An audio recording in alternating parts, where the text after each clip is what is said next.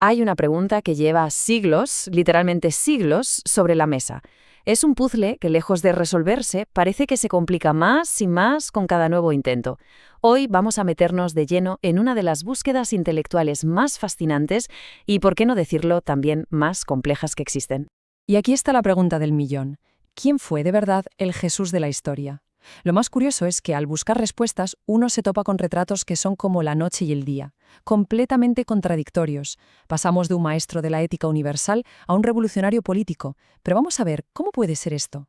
Mirad, para que se vea claro, aquí tenemos dos de las versiones más potentes y populares. Por un lado, casi un filósofo de la moral, ¿no? Y por otro, un activista, un luchador social en toda regla.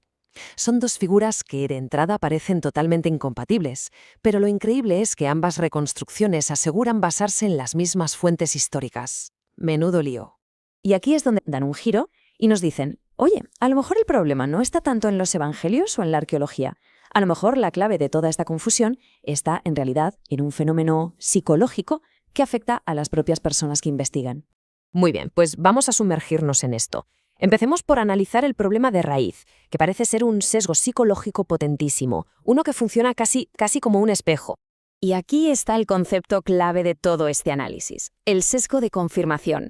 Básicamente se refiere a esa tendencia, que además está documentadísima desde hace más de 200 años, a proyectar nuestros propios ideales, los de hoy, sobre una figura del pasado. O sea, acabar encontrando lo que, en el fondo, ya queríamos encontrar. Un ejemplo de manual para que se entienda perfectamente. Imagina un académico del siglo XIX, formado en la ética de Kant, en los valores de la Ilustración, se pone a investigar y, sorpresa, descubre a un Jesús que es, precisamente, un precursor de esos valores liberales y de la hermandad universal. Es un patrón que no deja de repetirse. De hecho, esto ha llegado a tal punto que se ha convertido en una especie de broma interna entre los especialistas. Es la gran señal de alarma. Cuando la figura histórica que reconstruyes te resulta demasiado familiar, demasiado cómoda, vamos, que podría ser tu compañero de oficina, entonces, casi seguro, es que algo en la investigación se ha torcido por el camino. Pero, a ver, ¿por qué este sesgo es tan común y tan difícil de esquivar?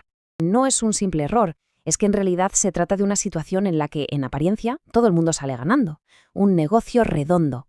Vamos a desglosar esta dinámica, que es muy potente, el doble beneficio, y explica por qué este sesgo no es solo un fallo, sino un mecanismo que ofrece unas recompensas muy, pero que muy atractivas.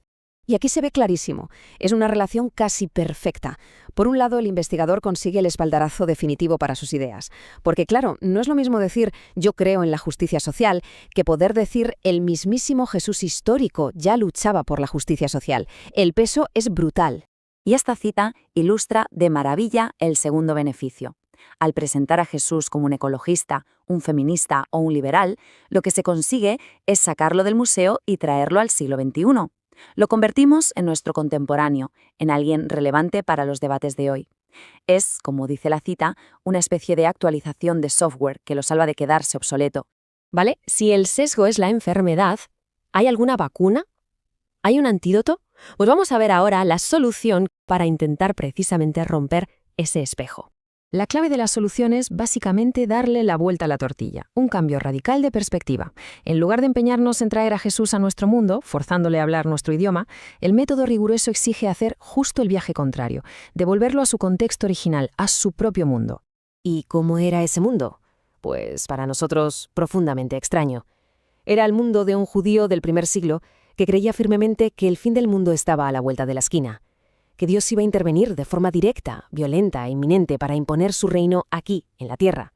Y aquí está la idea central, la más potente de todas. Esa extrañeza, esa distancia, no es un problema a superar, es la solución.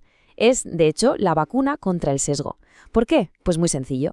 Un profeta apocalíptico del siglo I es inútil para nuestras batallas políticas de hoy. No nos sirve, y por eso mismo es inmune a nuestras proyecciones.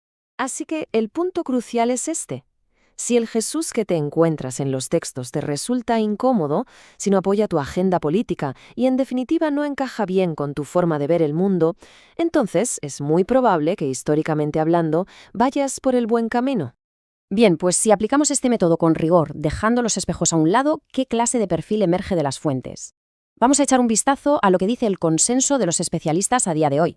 Pero un momento, antes de nada hay que evitar una trampa intelectual en la que es muy fácil caer. Consiste en decir, bueno, como sabemos poco de la biografía del hombre de Nazaret, vamos a rellenar los huecos con todo lo que pasó después de su muerte. Y para desmontar esta idea, una analogía que es demoledora. Pensemos en Abraham Lincoln. Su biografía va desde que nace hasta que lo asesinan. Punto. Todo lo que viene después, los monumentos, los debates, su influencia, es la historia de su legado, que es algo distinto. La biografía ya ha terminado. Es una distinción fundamental. Y esta distinción es crítica, porque una cosa es el trabajo de la historia, que es estudiar al predicador judío del siglo I, y otra cosa completamente diferente, aunque legítima, es la teología, que analiza las reflexiones de fe y las doctrinas que se fueron desarrollando siglos más tarde, por ejemplo en los concilios de Nicea o Calcedonia. Entonces, si aplicamos el método histórico y evitamos estas confusiones, el consenso académico actual apunta de forma masiva en esta dirección. Un profeta apocalíptico judío completamente inmerso en su mundo que anunciaba la llegada inminente del reino de Dios.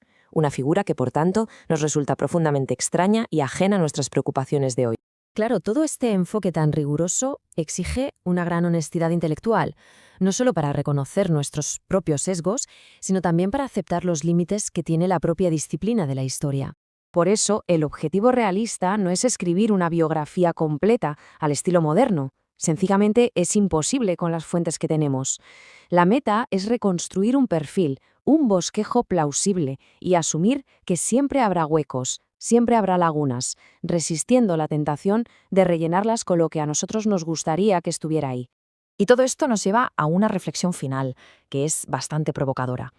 Si la historia, cuando se hace con rigor, nos devuelve una figura tan extraña, tan anclada en su tiempo, ¿qué hacemos con ese abismo que se abre entre ese personaje histórico y el ícono global, el Cristo de la fe, en el que se convirtió después?